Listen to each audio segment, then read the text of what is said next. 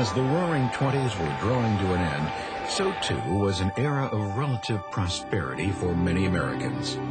As early as 1926, the construction of new housing had decreased. Businesses had too much inventory and too few buyers.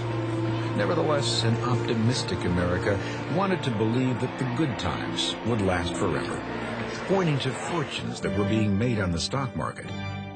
Even people with little money to spare wanted in on the action, and stockbrokers readily agreed to sell shares on margin, where they would lend citizens money to buy stock.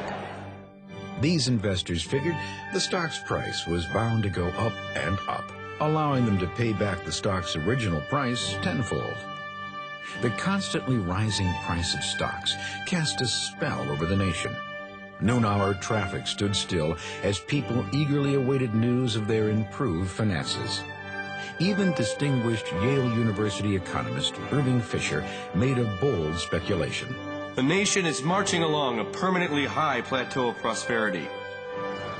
But the simple fact was that the price paid for many stocks was unduly out of proportion to the actual profitability of the companies who issued them, creating the illusion of increased value.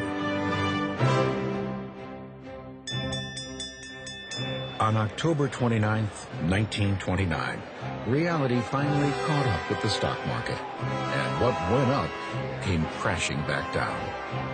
Panicked investors sold 16 million shares in a single day, many for just pennies a share. Millions of other stocks went unsold entirely on that afternoon, known as Black Tuesday. In just a matter of hours, the stock prices took such a nosedive that any gains made over the previous year vanished. The market's collapse was the most distressing downturn in the history of the New York Stock Exchange.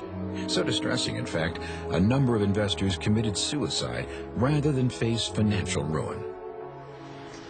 Black Tuesday may have signaled the start of the Great Depression, but the collapse of the stock market wasn't the only cause of the nation's financial woes.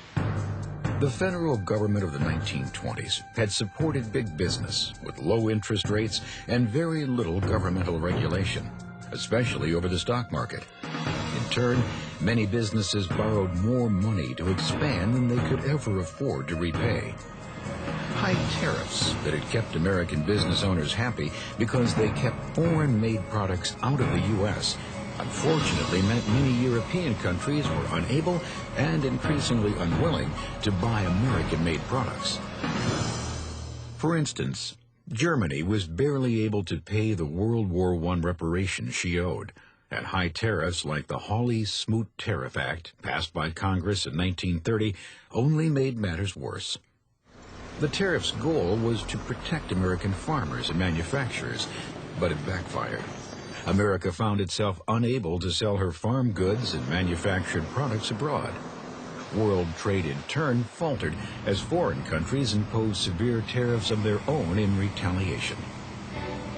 Many key industries were struggling even before Black Tuesday.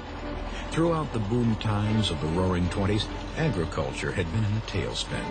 The textile, steel, automobile, and railroad industries were also beginning to feel the pinch. As the unemployment rate increased, most families bought even less. The gap between the handful of wealthy Americans and the rest of the population got even wider. Even though most Americans had not profited from the economic boom of the 1920s, they bought many exciting new products and services during this era of unrestricted credit, living well beyond their means. The banking industry, too, was hard hit. Some banks had invested heavily in the stock market and helplessly stood by as that money vaporized into thin air. As Americans began to realize the pitiful state of the troubled economy, many panicked and rushed to withdraw their savings from banks. Many banks simply couldn't instantly produce the cash demanded and instead shut their doors, leaving depositors with nothing. Bank failures wiped out nearly 9 million individual savings accounts. 659 banks were closed in 1929, and by 1933, 1/4 of America's banks had failed.